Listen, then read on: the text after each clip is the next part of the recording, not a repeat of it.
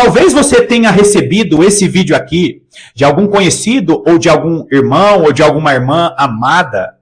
Eu preciso que você entenda que Jesus está preparando uma igreja forte, poderosa, cheia da graça, cheia da palavra, para viver as maravilhas e os milagres que nós vamos presenciar. E se você, meu amado irmão, e se você, minha amada irmã, não meditar de maneira profunda na palavra de Deus, certamente você ficará como a maior parte dos cristãos que não querem se aprofundar porque tem preguiça.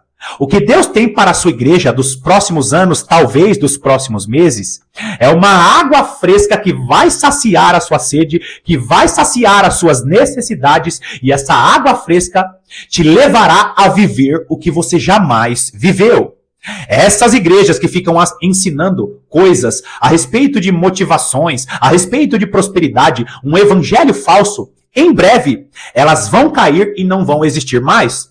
E se esse vídeo chegou até você, certamente você é um servo, você é uma serva do Senhor, em que Deus tem um particular através de sua palavra.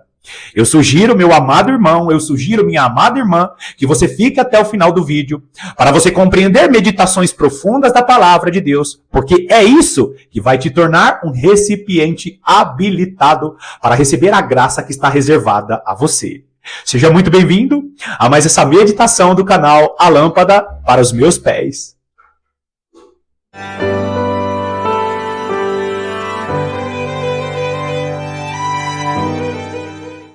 Amados, eu sinto Deus colocar em meu coração a necessidade de se aprofundar em doutrinas que vai nos ajudar a saber que a igreja estará na grande tribulação. A doutrina da ressurreição dos mortos nos ajuda a compreender que a igreja estará na grande tribulação. Por quê?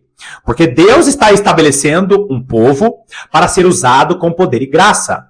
E esse povo será usado com poder e graça assim que for derramado o grande e o último derramar do Espírito do Senhor. Assim que acontecer o último e grande derramar do Espírito do Senhor, a igreja será tomada por uma unção chamada de azeite dourado.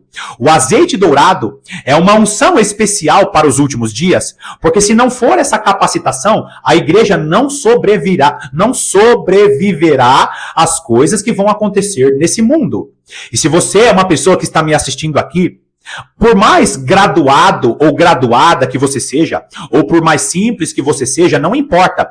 Deus estará tocando em todas as classes sociais para que essas pessoas se aprofundem em sua vida de oração e na meditação da palavra de Deus, porque o período da imaturidade está acabando. Deus vai destituir uma igreja que está pensando muito mais em prosperidade, que está pensando muito mais na suntuosidade dos seus templos, está pensando muito mais nos seus cargos políticos, nos seus cargos ministeriais, está muito mais pensando em seu trabalho. Deus está destituindo essa igreja para estabelecer uma igreja fiel na palavra e fiel na sua vida de oração. Então esteja atento, atenta às coisas que eu vou falar aqui. Por quê? Porque o conteúdo do vídeo de hoje não é para te tornar um teólogo ou uma teóloga, é para te tornar uma pessoa habilitada para compreender as profundidades das revelações das Sagradas Escrituras. Fala comigo então em Zacarias, capítulo 9, nós vamos ler a partir do versículo 11, que diz assim: quanto a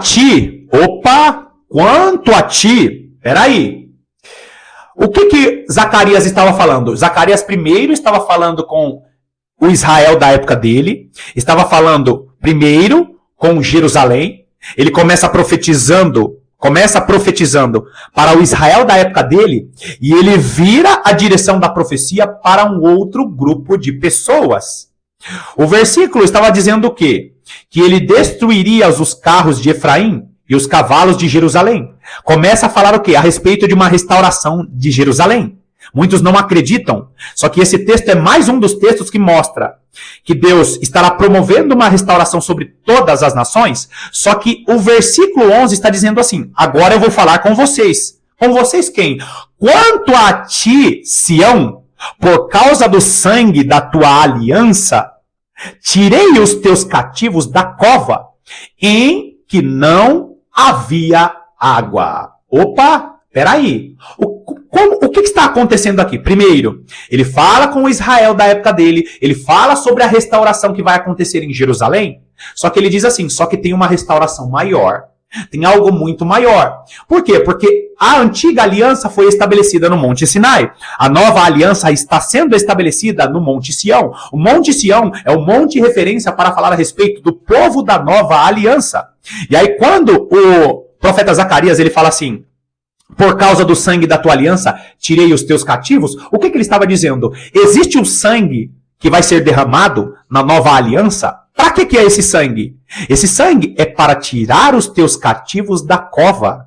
É mais uma vez a explicação de Paulo, do apóstolo Paulo, sobre os Efésios. Por quê? Porque Jesus é aquele que tem a chave da morte.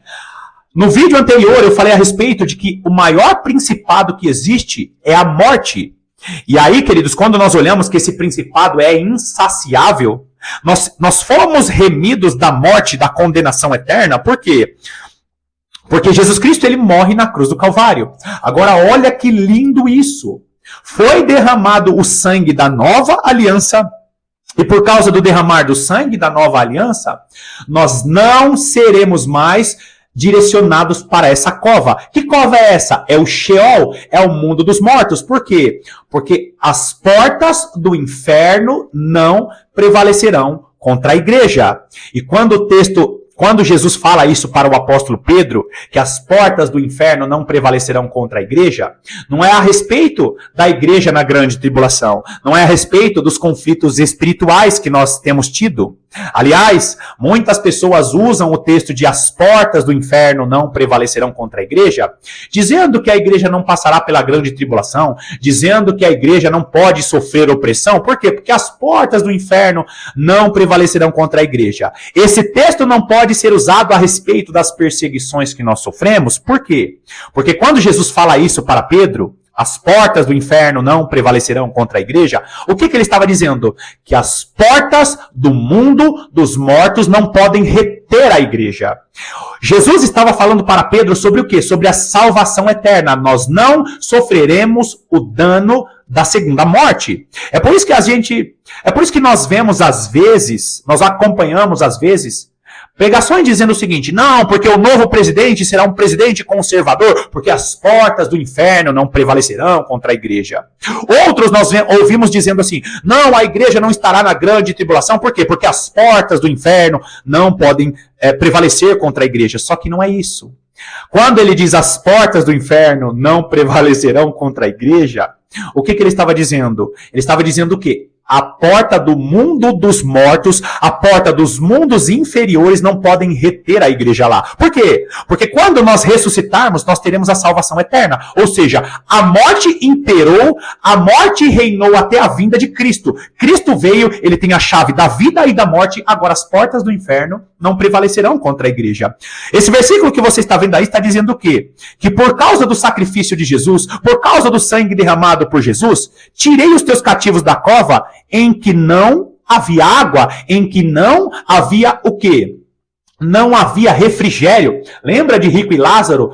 Pai Abraão, peça para que Lázaro coloque o seu dedo, pelo menos uma gotinha da água, venha refrescar a minha língua. Não havia folga.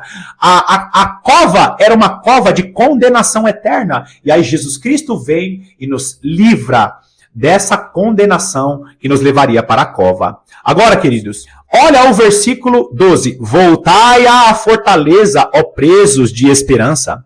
Também hoje vos anuncio que tudo vos restituirei em dobro. Opa! Primeiro, quem é esses que precisam voltar à fortaleza?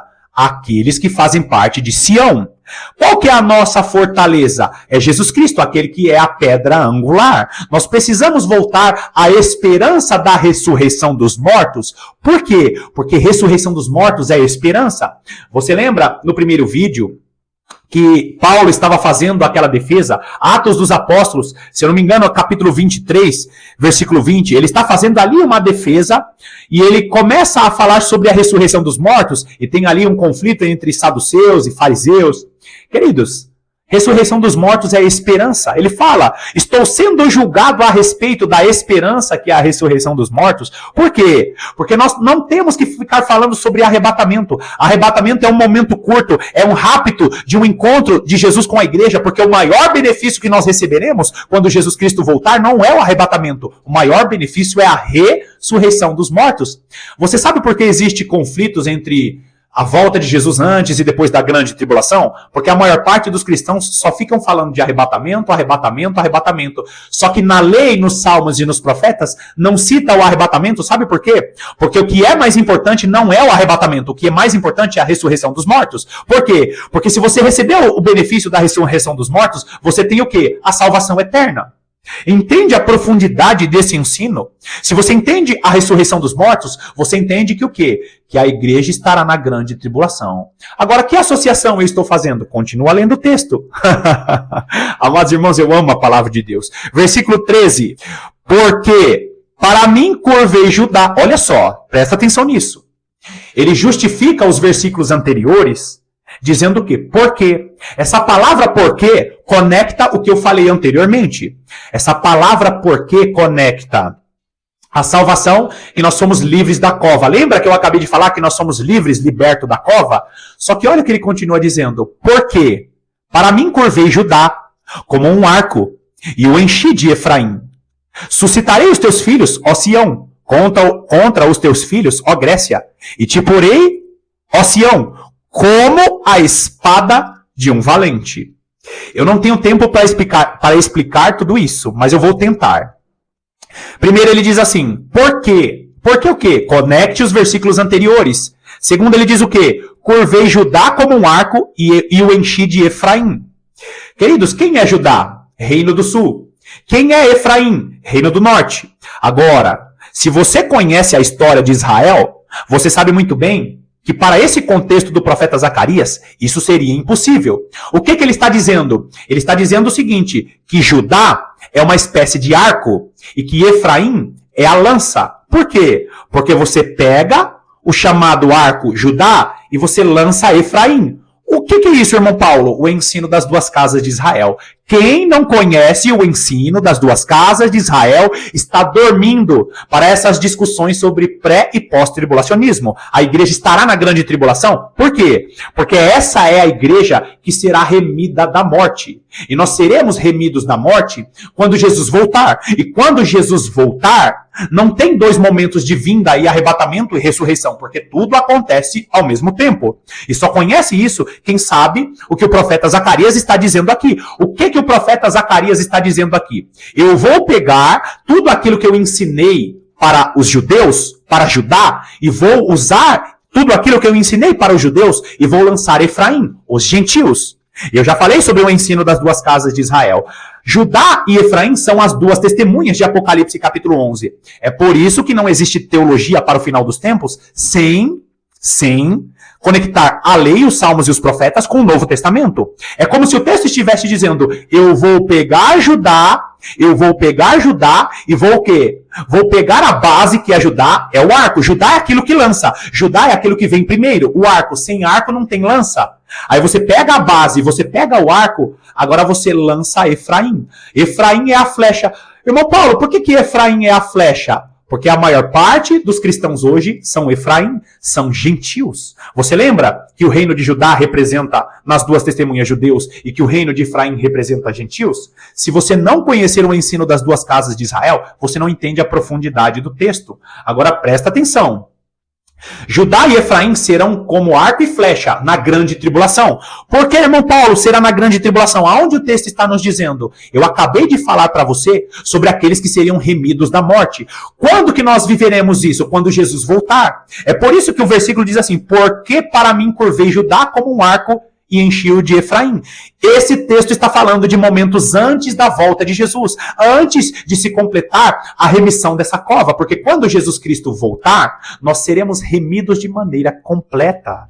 Então, o texto está nos mostrando que as duas testemunhas, que é Judá e é Efraim, serão como arco e flecha. Por que eles serão como arco e flecha? Porque ele suscitará os filhos, ó Sião, contra os filhos da Grécia. E aqui, queridos, é mais uma mensagem codificada de Deus. Por quê? Porque Deus ele fala sobre as duas testemunhas usando o Reino do Sul e Reino do Norte. As duas testemunhas de Apocalipse capítulo 11 são judeus e gentios. Aí, o que acontece? Quando ele começa a citar os filhos de Sião, ele está falando sobre toda a igreja. Os filhos de Sião são todos aqueles que fazem parte dessa aliança que está sendo estabelecida no Monte Sião. Então, os filhos de Sião é toda a igreja. Agora, esses filhos estão sendo suscitados contra quem? Contra os filhos da Grécia. E aqui, que eu sei que a maior parte das pessoas que começaram a assistir o vídeo não estão mais aqui. Sabe por quê? Porque Deus, presta atenção nisso. Eu já ministrei vídeos aqui falando sobre isso. Um dos maiores principados que estão associados ao principado da morte se chama Principado da Grécia. Você lembra quando Deus está dando a revelação para Daniel? E ali o anjo chega para Daniel dizendo o seguinte: olha, Daniel, eu não consegui chegar até você porque o principado dos Pérsias me resistiu. O principado persa me resistiu. Agora, Daniel, o arcanjo Miguel conseguiu vencer ele. Eu te entreguei a mensagem, só que eu tenho que voltar. Por quê? Porque ainda existe o principado da Grécia. O principado da Grécia, que foi estabelecido, que foi fortalecido na época de Alexandre o Grande. Só que esse principado, ele não foi destituído ainda. Por quê? Porque esse mesmo principado está naquela besta de 7 cabeças e 10 chifres. Você lembra daquela imagem que eu te mostrei das 7 cabeças e 10 chifres? Então, eu estou colocando na tela aí de novo. O principado da Grécia está ali. Esse principado da Grécia está no meio. Irmão Paulo, aonde eu encontro o principado da Grécia? Nas igrejas. As igrejas com filosofias. As igrejas com o pastor coaching. Você é o centro do coração de Deus. Não, Deus não vai permitir que você pegue, que você toque, que você apalpe algo, porque se Deus permitiu que você toque, que você pegue em algo, é porque Deus vai te dar aquilo. Você não foi feito para ser tapete, você foi feito para ser cortina. Mensagens motivacionais, principado da Grécia. Filosofia no meio da escatologia.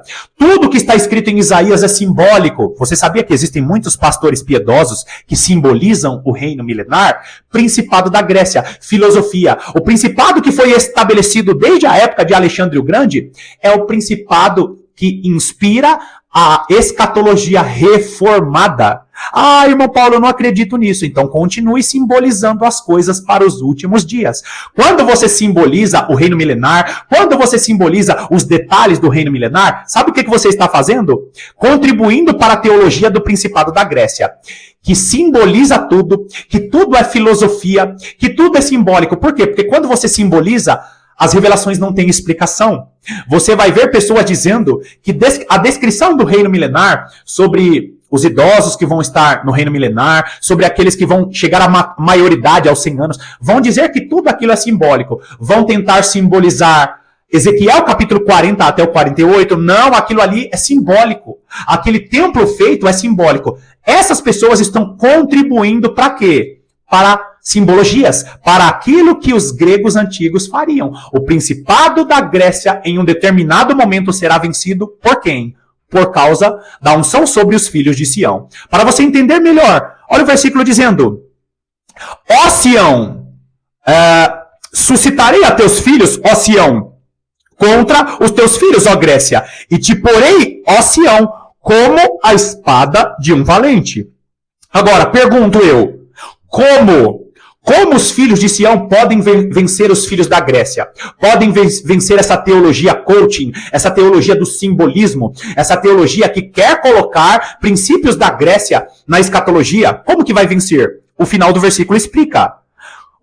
Aqueles que são de Sião serão como a espada de um valente. Aonde nós encontramos a espada do valente? A espada do Espírito, que é a palavra de Deus.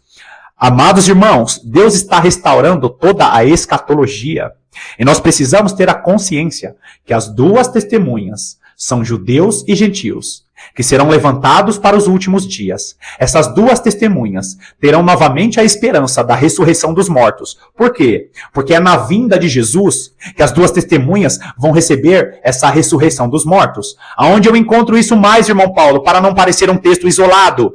Vai lá em Apocalipse capítulo 11, em um determinado momento as duas testemunhas estão profetizando, elas são martirizadas, elas ressuscitam, elas ouvem uma voz do céu, subir para cá, elas ressuscitam dos mortos, depois elas voltam. Por que elas voltam, irmão Paulo? Porque vai governar com Cristo sobre as nações. E isso também está em Ezequiel capítulo 37. O vale de ossos secos é a parte prática da ressurreição dos mortos. Por quê? Porque você vai ver no final de Ezequiel capítulo 37, citando as duas testemunhas, Judá e Efraim mais uma vez. Lembra? Coloque junto as duas madeiras de Judá, de Efraim, para José, para Judá, para Efraim. Por quê? Porque o vale de ossos secos é mais um ensinamento sobre a ressurreição dos mortos.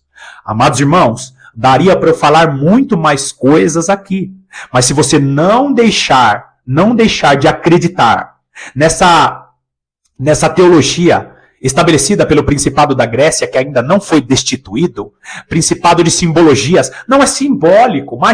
Imagina, irmão Paulo, o reino milenar é simbólico. Nós temos que simbolizar, por quê? Porque tudo é igreja.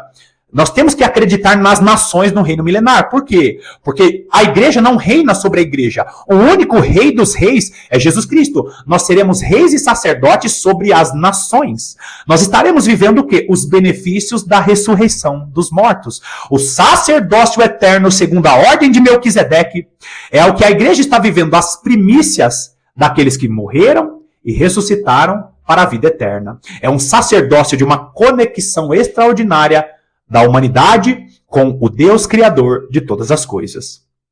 Finalizamos mais esse vídeo aqui, falando a respeito da ressurreição dos mortos, e eu espero que esse conteúdo tenha abençoado a sua vida.